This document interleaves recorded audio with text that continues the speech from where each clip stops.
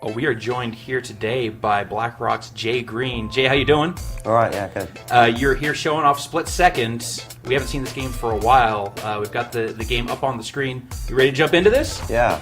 Let's take a look at the game now. You want to talk a little bit about the track that we're on here? Yeah, okay, so here we are on downtown Central and riding in a supercar. There's three classes of cars and we've got trucks, supercars and muscle cars. And let's talk a little bit about just the man, this looks so fast. As the supercars ain't joking around.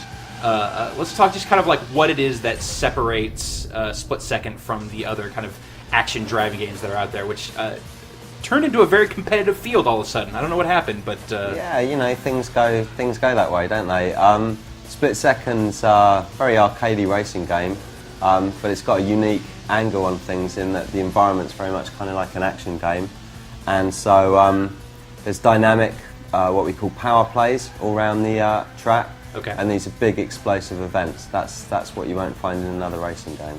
So I see the little icon that keeps popping up intermittently on this car ahead of us. Is that a power play getting ready to be triggered? Yeah. So by drifting, drafting, and jumping, then you'll build up power, and you'll see that on the power bar that builds up on the HUD. And that bar's in three segments. As soon as you fill the first segment up, then you can perform power plays as attacks on other racers in the game. And when they're in the zone of that power play, then you'll see an icon above the car. That doesn't mean you're going to definitely get a hit. That means they're in the zone that power play could be effective. Whether you hit them or not is down to your own timing. Now for the multi-sectioned little meter there at the bottom, can you like make more potent power plays using multiple sections of it? Yeah, you can. So there's regular power plays, but the super power plays and route changes, they're really, really big events. The super power plays, if you can wipe a load of the racetrack out with that stuff. The route changes will actually destroy the racetrack, shut it down, and open up another route, which allows us to make every lap different. We're probably, I think, just about to see a route changer activated now.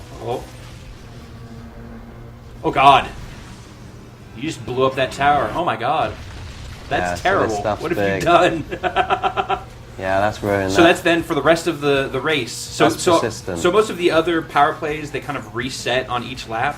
No, everything's persistent. Everything, you know, no one's going to be able to build that while the race is still going on. But there are some power plays that they're re-triggerable, you know. There's like helicopters with explosive payloads, and they'll drop one, there you go, payload, and then another will be available again. And there's some power plays that are re-triggerable that are route changes. So some will go from their first state to their second state, and then they can be re-triggered into a third state, opening up other routes. I noticed a lot of slipping and sliding around corners here. This is a pretty drifty game. It is if you're in a supercar, yeah. They're rear-wheel drive. They're very, very lightweight. You can see there it's getting pushed around by shock waves, and you need to compensate for that by drifting against them. The trucks don't drift so much, and the muscle cars, you're going to need to tap the brake before you go deep into a corner to get it drifting. But yeah, the supercars, they like going sideways. So do we have a blend of classes running in this race, or Yep. is it okay? Yeah. The cars are all mixed up, and you know that there's different advantages to driving in the different vehicles. When you're trying to take out a competitor with a power play, if it's a truck, you need to be more accurate because they're not going to be so susceptible to getting pushed around by shock waves. So is there any, and I'm not here to judge, Jay, but is there any rationale within the game for why you're able to cause these horrific explosions and all of this crazy damage in these tight city quarters? Yeah. Well, you know, to be honest, the first thing we did here was proved out the gameplay and proved out that the game was fun. Right. That was before we worked out what the backstory was. So we were asking ourselves that question. But it came to us that the only really logical thing that could possibly be happening is the biggest budget reality TV show with a Jerry Bruckheimer, Michael Bay character at the controls. Nice. Has built the biggest soundstage in the world, which is the massive piece of concept art we're surrounded by in this room, which goes the whole soundstage. Yeah.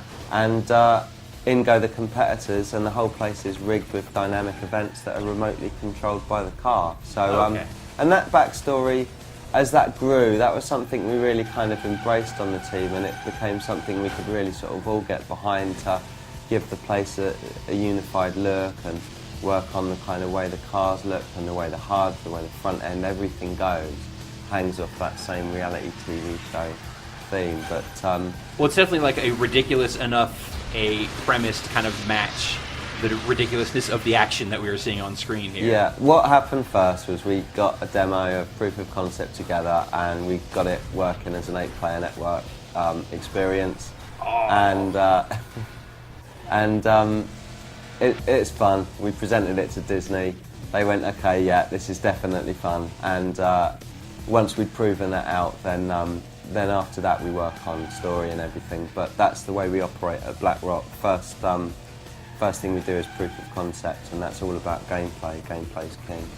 So you said 8 players. Is that generally how these races are populated?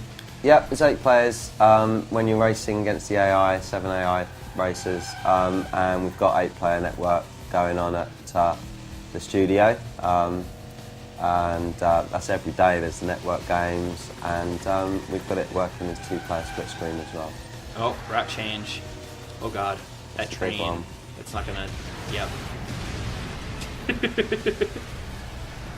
I like that there's the contrast that sometimes it's just a truck blowing up, and then sometimes it's something so horrific and over the top like that amazing train crash we just witnessed. Yeah, we power play brainstorm meetings are quite fun meetings, I guess. People come in, saw this film last night. Have you ever thought about this sequence in a movie, or there's all kinds of inspiration comes in really, but there's a good mixture of things that can happen really. Do you recall any specific stuff that was referenced that ended up making it into the game? As far as like your action movie inspiration. Yeah, I mean, there's loads of you can see big time when you're playing split second. You can see stuff that's happening, like classic car chases and stuff like that, and certainly the sort of Jerry Bruckheimer, Michael Bay movie stuff that I quoted earlier. But there's also some stuff that real life stuff that's we've seen on YouTube and things that we've just looked at some crazy event that's happened and gone, that's the power play. Let's make that into one. Let's work that into the game. All right, how are we doing here? We're in second lap, making it around here.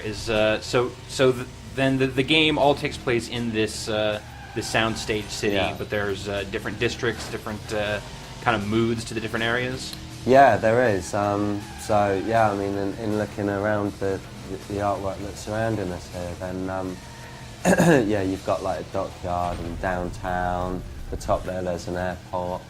There's a big power station there. There's a big nuclear power station pretty close to an airport, which wouldn't necessarily get planning permission normally. Jesus, you guys. Well, yeah, again, like that premise just gives you so much free reign of like, okay, it doesn't actually have to function as a city, it just has to have the basic size and shape of a city, and then we can do whatever the hell we want from there. Yeah, that's it. It gives us total control to just have some fun with it all, and that was the same with the cars, we wanted really aggressive but really plausible looking cars, but as long as they got really, really powerful, strong safety cell, that was the Disney rules there, Well, it looks like you're pushing it to the limit here. The game looks awesome, Jay. Thank you so much for your time. Thanks very much. Cheers.